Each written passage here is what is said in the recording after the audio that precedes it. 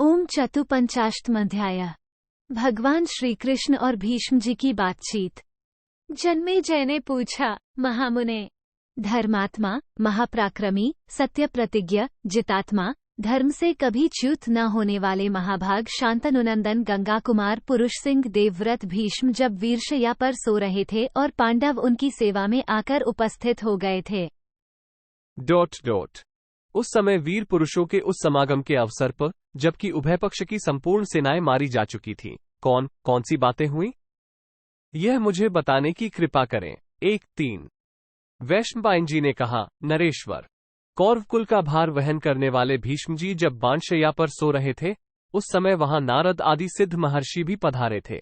4 महाभारत युद्ध में जो लोग मरने से बच गए थे, वे युधिष्ठिर आदि राजा तथा धृतराष्ट्र, श्री कृष्ण, भीमसेन, अर्जुन, नकुल और सहदेव, ये सभी महामनस्वी पुरुष पृथ्वी पर गिरे हुए सूर्य के समान प्रतीत होने वाले भरतवंशियों के पितामह गंगानंदन भीष्म जी के पास जाकर बारंबार शोक प्रकट करने लगे।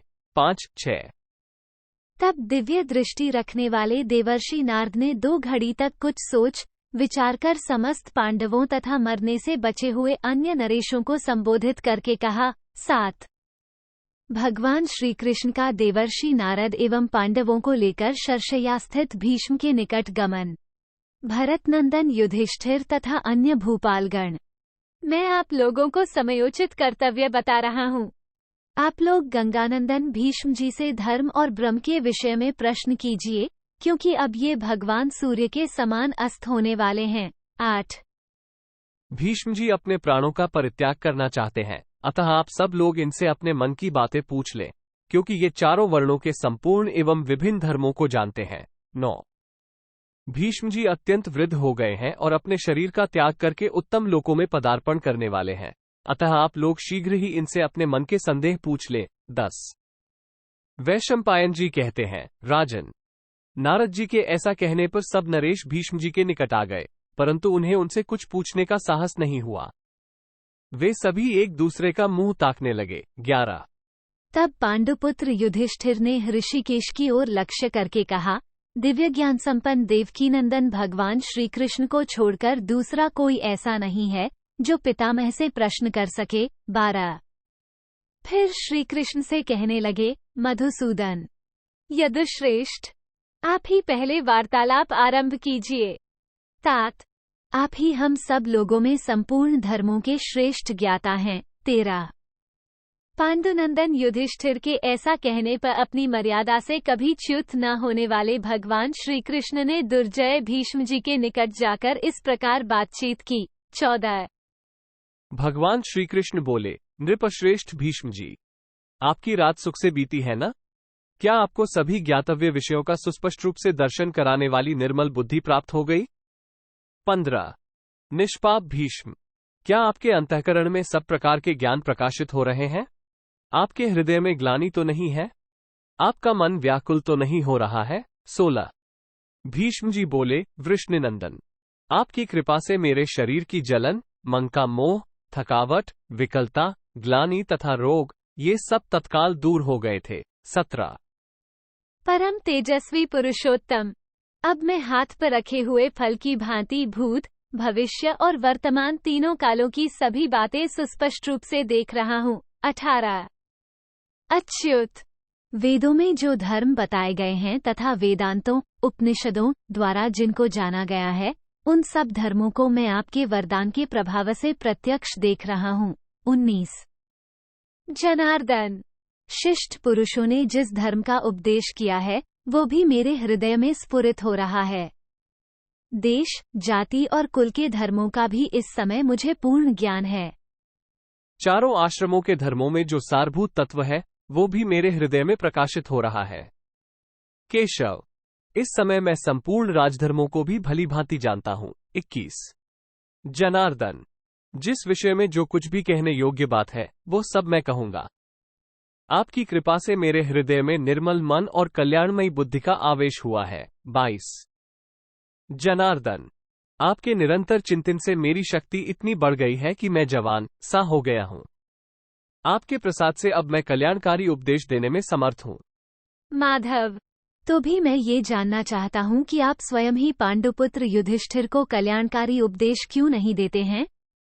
इस विषय में आप क्या कहना चाहते हैं? ये शीघ्र बताइए। 24। भगवान श्री कृष्ण ने कहा, कुरुनंदन, आप मुझे ही यश और श्रेय का मूल समझें। संसार में जो भी सत और असत पदार्थ हैं, वे सब मुझसे ही उत्पन्न हुए हैं। 25। चंद्रमा शीतल किरणों से संपन्न है, ये बात कहने पर में किसको आश्चर्य होगा? अर्थात किसी को नहीं होगा। उसी प्रकार संपूर्ण यश से संपन्न मुझ परमेश्वर के द्वारा कोई उत्तम उपदेश प्राप्त हो तो उसे सुनकर कौन आश्चर्य करेगा? 26।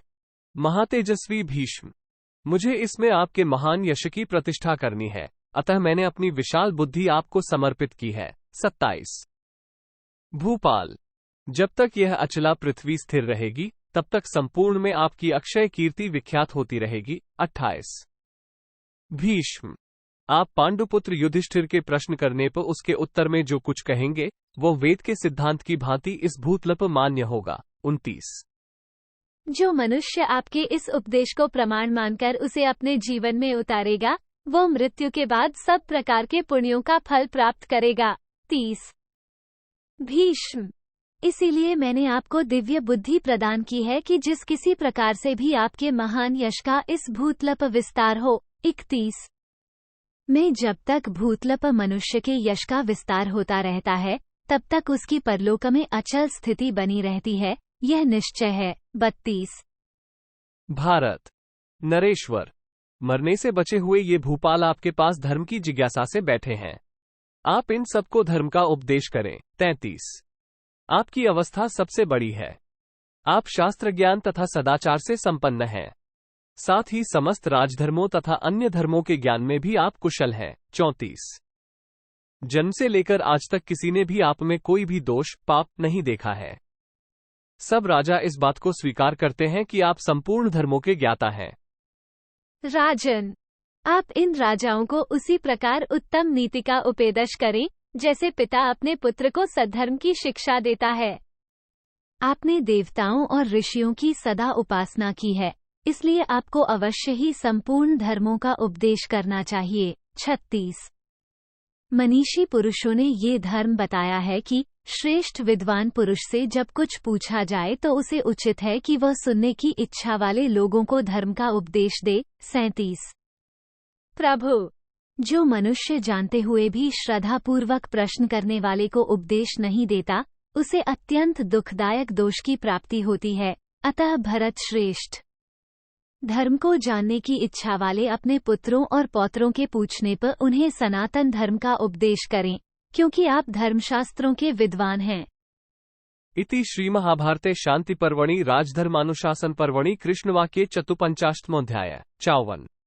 इस प्रकार श्री महाभारत शांति पर्व के अंतर्गत राजधर्मानुशासन पर्व में श्री कृष्ण वाक्य विषयक 54वां अध्याय पूरा हुआ। 54।